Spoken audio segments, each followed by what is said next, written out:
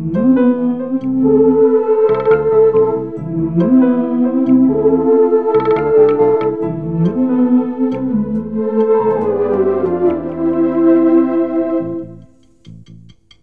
విధి విచిత్రాల నిధి,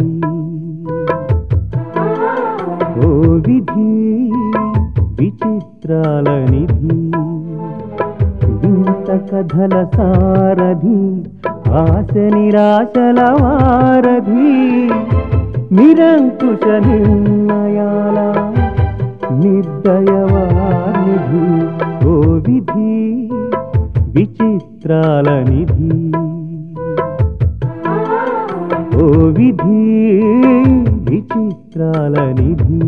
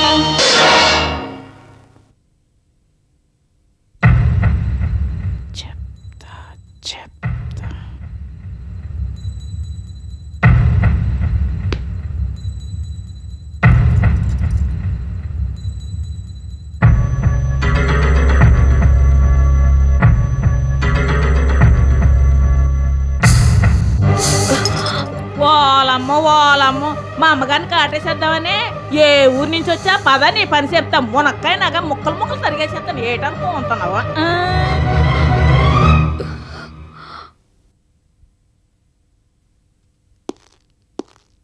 నమస్తే మేడం, నా పేరు శ్రీనివాస్, ప్రెస్ రిపోర్టర్.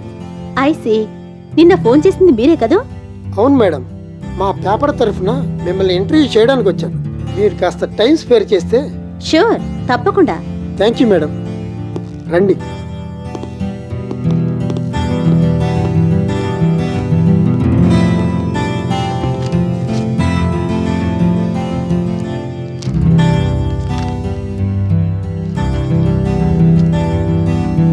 మొదలు పెడదామా మేడం?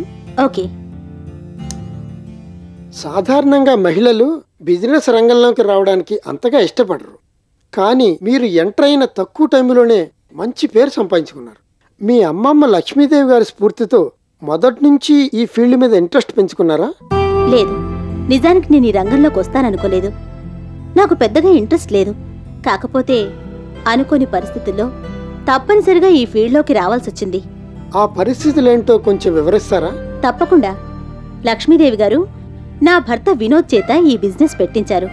కానీ అతను కృతజ్ఞత, బాధ్యత అనే పదాలకి అర్థం కూడా మర్చిపోయి మధ్యలోనే బిజినెస్ వదిలిపెట్టి వెళ్ళిపోయాడు. అందుకని నేను టేకప్ చేయాల్సి వచ్చింది. మీది ప్రేమ వివాహం అనుకుంటాను? అవును, పెద్దల్ని ఎదిరించి మరీ పెళ్లి చేసుకున్నాం. ప్రస్తుతం మీరిద్దరూ కలిసి ఉండడం లేదని తెలిసింది. అవును, తను వాళ్ళ గ్రానీ ఇంట్లో ఉంటున్నాడు. మిమ్మల్ని వదిలి వెళ్ళిపోయిన మీ భర్త గారి మీద మీ అభిప్రాయం? వినోద్ వ్యక్తిగతంగా చాలా మంచి మనిషి. అందుకే అతన్ని ప్రేమించి పెళ్లి చేసుకున్నాను. చిన్నప్పటి నుంచి గ్రానీ దగ్గర పెరగడం చేత ఆవిడ ఇన్ఫ్లుయెన్స్ అతని మీద చాలా ఉంది. అతనికి అమ్మమ్మ తర్వాతే ఏమన్నా. ఆవిడ మాట అతనికి వేదం. ఆవిడ నడవమంటే నడుస్తాడు, కూర్చోమంటే కూర్చుంటాడు, నోరిప్పమంటే ఇప్పుతాడు, నవ్వమంటే నవ్వుతాడు. అలా అతన్ని ట్రైన్ చేసింది. ఆవిడ వెనకాల నుంచి ఆడిస్తూ ఉంటే అతను తోలు బొమ్మలా ఆడుతూ ఉంటాడు. బిజినెస్ సర్కిల్లో మిసెస్ రోజీకి డేర్ డెవిల్ అని ముద్దుగా పేరుంది. ఆవిడ మీద మీ అభిప్రాయం? ఆవిడ డెవిల్ అన్న విషయం 100కి 100 పాళ్ళు ఏకీభవిస్తాను. తను మకుటం లేని మహారాణి అనుకుంటుంది. అహంకారంతో, అధికారంతో అందర్నీ శాసించాలని చూస్తుంది. ఎదురు తిరిగిన వాళ్ల అంతు చూస్తానంటుంది. ఈ లక్షణాలన్నీ డేర్ డెవిల్ అన్న మాటని సార్థకం చేస్తున్నాయి. మీకు అన్యాయం జరిగిందని మిస్సెస్ రోజీ విషయంలో మీరు ఎలాంటి నిర్ణయానికి వచ్చారని అనుకోవచ్చా? ఎంతమాత్రం కాదు. ఆవిడ ఎంత కట్త్రోట్ మనిషో ఎవరినడిగినా చెప్తారు. ఆడవాళ్ల జీవితాలు నాశనం అవ్వడానికి మగాళ్లే కారణం అనుకుంటారు. కానీ మిసెస్ రోజీ లాంటి అమ్మలు, అత్తలు, అమ్మమ్మలు కూడా కారణం. ఆడదయుండి మరో ఆడదాని జీవితాన్ని నాశనం చేయడానికి ప్రయత్నించడమే అందుకు ప్రత్యక్ష సాక్ష్యం. ఇంతకన్నా ఎక్కువగా చెప్పాల్సిన అవసరం లేదనుకుంటాను. తన గ్రానీ ఇన్ఫ్లుయెన్స్తో మీ భర్త, ఆత్మాభిమానంతో మీరు ఎవరికి వారు పట్టుదలతో ఉన్నారు. ఈ పరిస్థితిలో మీరిద్దరూ తిరిగి కలిసే అవకాశం ఉందంటారా? భర్తతో కలిసి ఉండడానికి ప్రయత్నాలు ఏమైనా చేస్తారా? నాకు జరిగిన అన్యాయం మరొకరికి జరగకుండా ఉండడానికైనా చేస్తాను. న్యాయం కోసం చివరి వరకు పోరాడతాను. మిసెస్ రోజీ అహంకారం అడిగేలా చేసి నా భర్తని నా దగ్గరికి రప్పించుకుంటాను.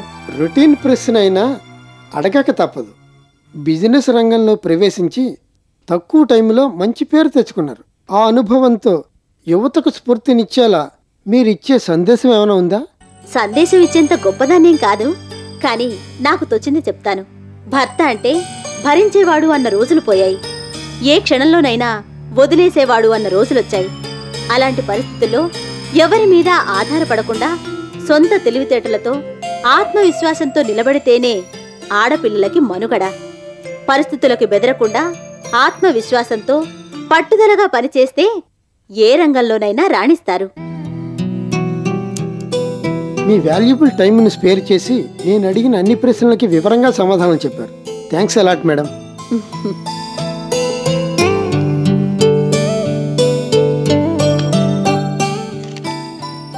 వస్తాను మేడం.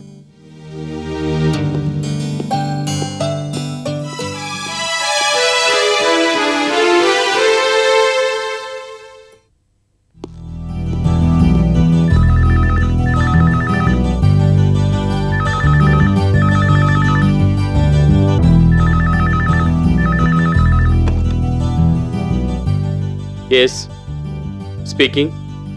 ఓ డాక్టర్ మీరా, చెప్పండి. చల్సాన్ గారికి హాస్పిటలా? అలాగే సరే.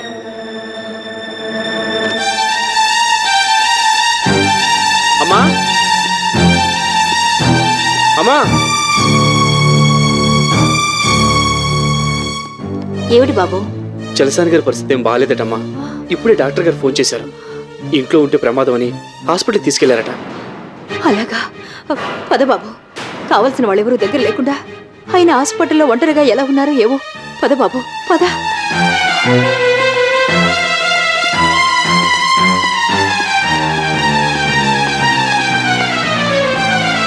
అమ్మా ఇటు.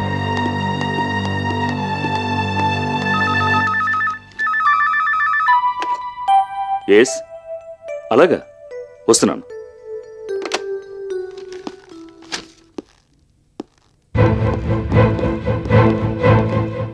డాక్టర్, చలసాని గారికి ఎలా ఉంది? కండిషన్ చాలా క్రిటికల్గా ఉంది. వ్యాధి కన్నా ఆయన మానసిక పరిస్థితి ఆయన ఎక్కువగా కుంగతీసింది. డాక్టర్. అవును మేడం, ఇటువంటి కండిషన్లో ఆయన ఇంటి దగ్గర ఉంచడం కన్నా హాస్పిటల్లో ఉండటం బెటర్. ఇక్కడ తీసుకొచ్చాం. చాలా మంచి పని చేశారు డాక్టర్. పేషెంట్ పక్కన ఎప్పుడూ ఎవరో ఒకళ్ళు ఉండటం మంచిది. ఆయనకి దగ్గర వాళ్ళు ఎవరైనా ఉంటే పిలిపించండి.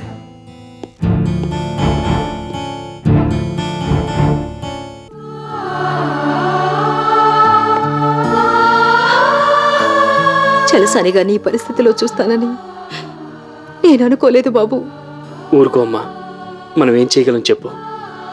మావయ్య గారు లాంటి మంచి మనిషికి అయిన వాళ్ళే దగ్గర లేరంటే ఆయన మంచితనవే ఆయనకి శాపమై అయిన వాళ్ళందరికీ దూరం చేసింది బాబు.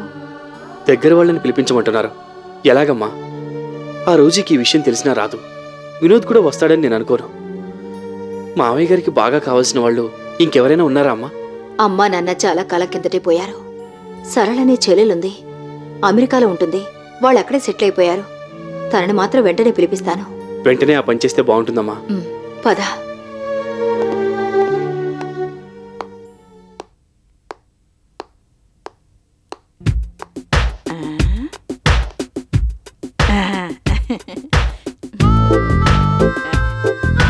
అమ్మగారు ఇవాళ పేపర్ చూసారా? సందమ్మ గారు ఫోటో వేశారు. ఏ చచ్చిందని ఫోటో వేసి పెద్ద కర్మకి రమ్మని పిలిచారా? చచ్చా పొద్దు పొద్దున్న అయ్యేటి మాట్లాడే. ఎంచక్క మన కోడల పిల్ల ఫోటో వేసి ఏటో రాసినారండి. ఆహాహా, సందమ్మ గారు తల్లి మాలచ్చివల ఎంచక్క కలకల ఆడిపోతున్నారు. అంతకన్నా దిక్కుమాలిన పోలిక దొరకలేదా నీకు? అది తల్లి మా లక్ష్మి కాదు, ఈ ఇంటికి పట్టిన దరిద్రపు లక్ష్మి.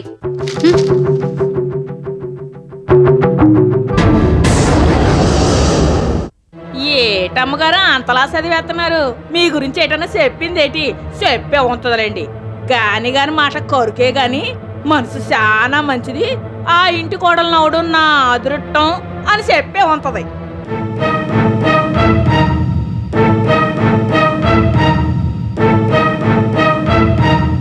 ఆవిడ డెవిల్ అన్న విషయం 100కి 100 పాళ్ళు ఏకీభవిస్తాను. తను మకుటం లేని మహారాణి అనుకుంటుంది. అహంకారంతో అధికారంతో అందర్నీ శాసించాలని చూస్తుంది. ఎదురు తిరిగిన వాళ్ళ అంతు చూస్తానంటుంది. ఈ లక్షణాలన్నీ డేర్ డెవిల్ అన్న మాటని సార్థకం చేస్తున్నాయి. ఏటమ్మగారాలు ఉలుకు పలుకు లేకుండా ఉండిపోన్నారు. మీ సంగతి ఒగ్గేయండి గాని ఈ నొదుబాబు గురించి ఏడు చెప్పినారో చెప్పండి. దూరంగా ఉన్న మొగుడే గందా, ఆ బాబు లాంటి మంచి మనిషి లేడు, జన్మలకి అలాంటి మొగుడే కావాలని చెప్పారా?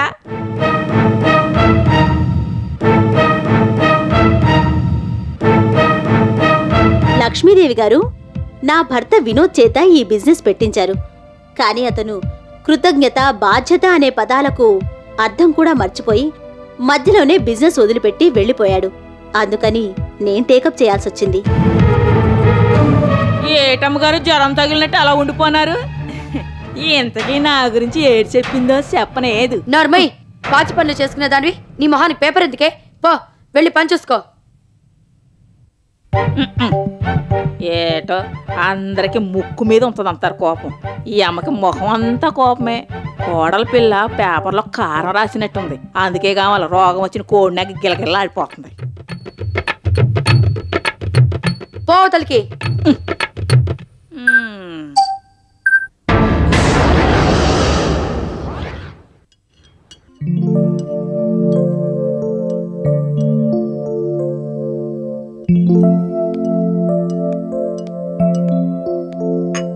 దీపక్ బాబు, పేపర్లో సంజయ్ మేడం ఇంటర్వ్యూ చూసారా?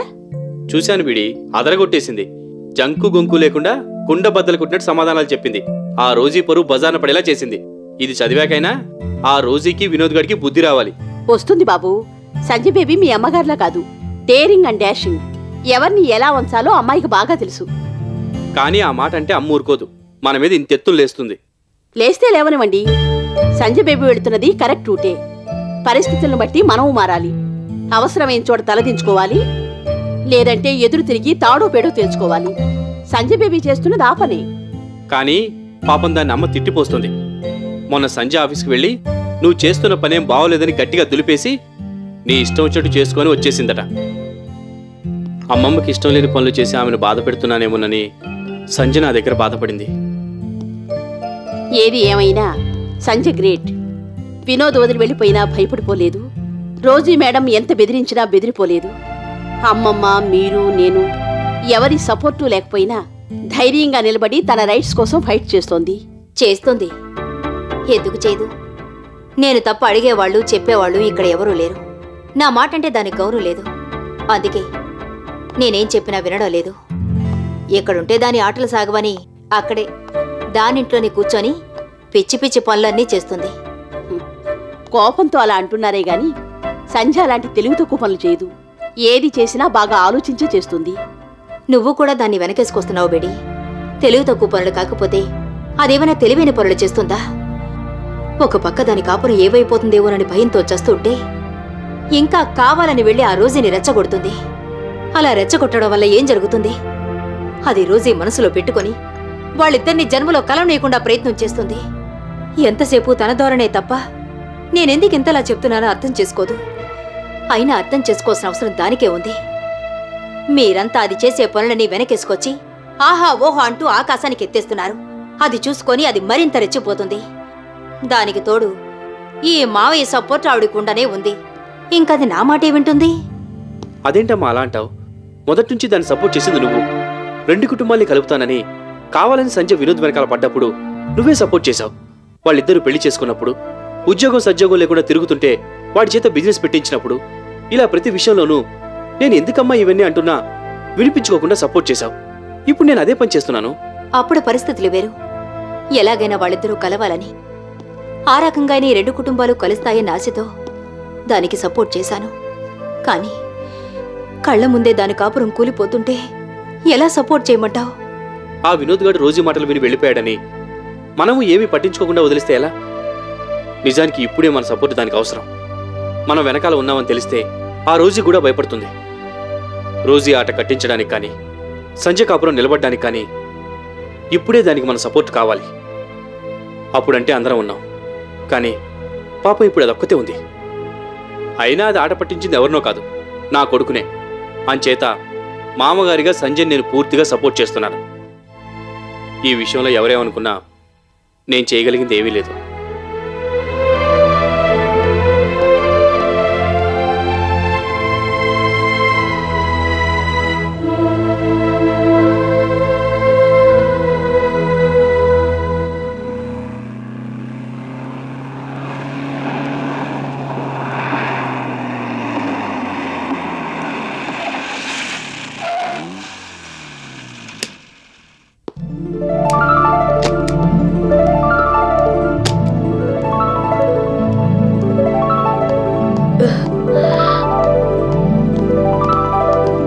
వచ్చావా వినోద్? నిన్ను చూసి ఎంతో కాలం అయినట్టుంది నాకు. అదేంటి గ్రాని, నేను వెళ్ళి 10 రోజులేగా అయింది. అయినా సరే 10 సంవత్సరాలు అయినట్టుంది నాకు. నా మీద నీకున్న ప్రేమ అలాంటిది. ఎలా ఉన్నావు గ్రాని? చావలేక బతుకున్నాను వినోద్. ఏమైంది గ్రాని?